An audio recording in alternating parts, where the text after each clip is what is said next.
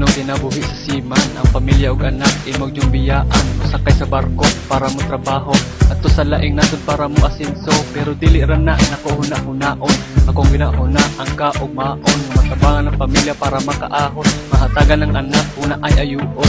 Dili man siguro ko anak mingawon, kay inig sweldo mo palit kog cellphone. Kanang na ay kamera kanang mahalon, sa oras sa kami nga mo tawag ra ko dayon. Unya si misis ako dayon pasabton, sa sunod buwan ako mo bakasyon, ako siyang paandamon. Kay inig abot pirahan dayon.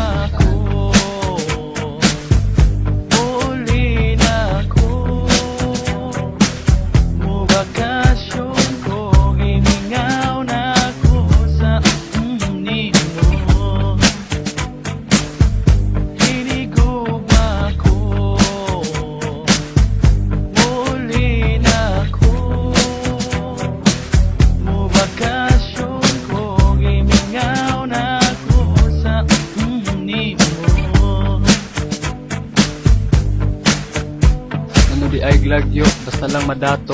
Ayaw ra mo kasuya mo sweldo dagko. Sa panahon karon kwarta unahon, ang pamilya ug anak unsa may kaunon. Unay prinsipyo sa mga siman nga mga buutan. Mahal na manggod ang palitunon. Ako pag yun asawa mablus karon, daghay resulte si manluloko. Hoy di na tinuod kana tinuntok, natural na sa mga gwapo nga sa manamo. Kung kabalo lang mo dili lalim ang mingawon, adto sa barko dili ganahan mo kaon. Sagdag ko trabahoon, sagdag ko ang walod kayo gihapon. Muli na ko, bakasyon ko, hihingaw na ko sa mundo. Tinigog ako, muli na ko, bakasyon ko, hihingaw na ko sa mundo.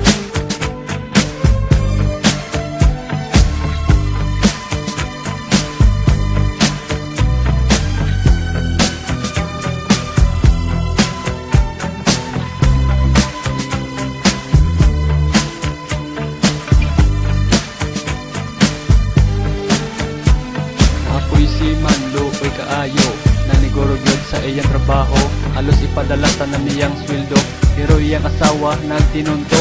Iyang pinadala gihurot og gasto sa mga lalaki nga mga macho. Sa paguli niya siya nalubatan, anong iya asawa dako magtiyan.